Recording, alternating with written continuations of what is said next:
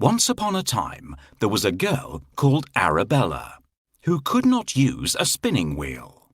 Every time she tried, her thread would break or become knotted and tangled. This made her mother very angry. "You are such a useless girl," she would shout at her. "Why can't you spin beautiful flaxen thread like your cousins?"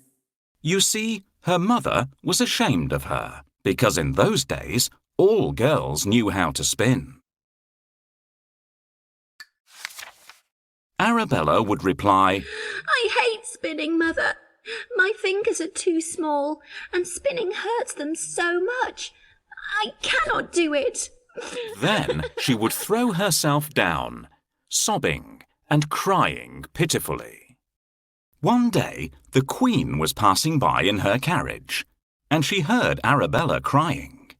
She was so alarmed by the sobbing that she stopped the carriage, came into the house, and asked the mother why her daughter was in such distress.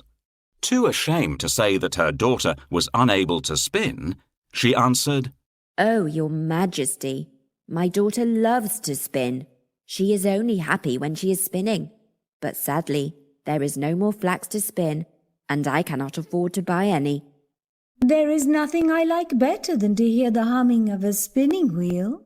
Let me take your daughter with me to the palace. I have plenty of flax, and she can spin to her heart's delight."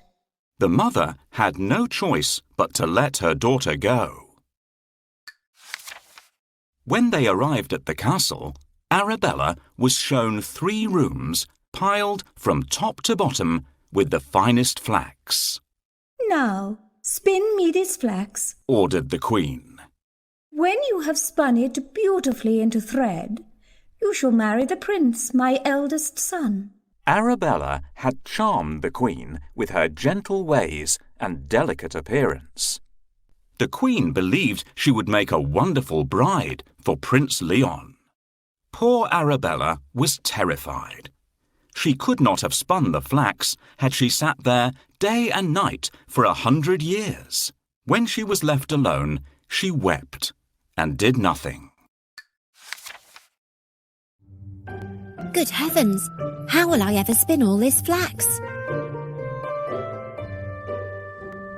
People have known about flax since the olden days. They say if the yarn is left in damp air for a long time, it goes off. I couldn't spin it all, even if the Queen gave me a year. I haven't even started yet. On the 3rd day, the Queen came, and when she saw that no flax had been spun, she was surprised. Arabella explained that she was so sad at having left her home that she had not been able to begin. This satisfied the Queen, but as she left, she said, "Now, you must start spinning for me tomorrow." Arabella was left alone and did not know what to do or where to turn for help. She began to cry. How could she escape this impossible task? She looked out of the window, and there she saw 3 strange women coming towards her. The first one had a big, broad, flat foot. The second one had a large lower lip that hung down to her chin. The third one had a flat, fat thumb. The 3 women looked up at the frightened and tearful Arabella and asked her what was the matter. Arabella told them what had happened. They offered to help her. "If you will call us your cousins," they said, "we will spin all the flax for you." "But you must promise to call us your cousins, not be ashamed of us, and invite us to sit at your wedding table." "With all my heart," she answered. "Please come in and start right away."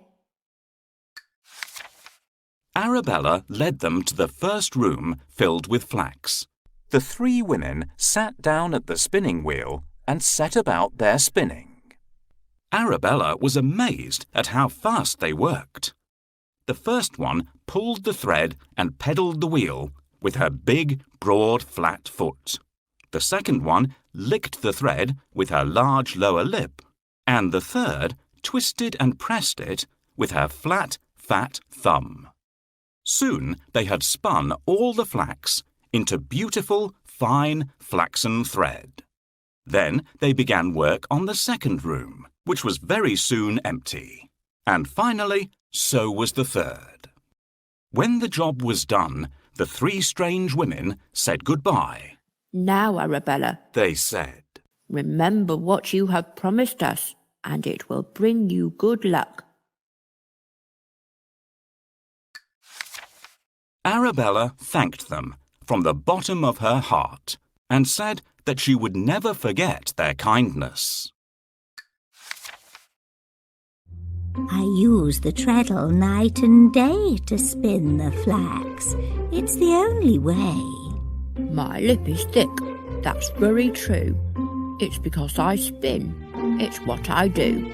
I twist the thread around my thumb. To spin all day is such great fun. Please, ladies, keep working. There's not much time. I hope you won't forget to invite us to your wedding, my dear. Don't worry, young lady. Spinning is no trouble at all for us. Don't worry, my beauty. We'll get the job done in time. When the Queen arrived, Arabella showed her the beautifully spun flaxen thread. The Queen was overjoyed and praised her for her fine work. Arabella was then introduced to Prince Leon, and they immediately fell in love. So, the royal wedding was announced.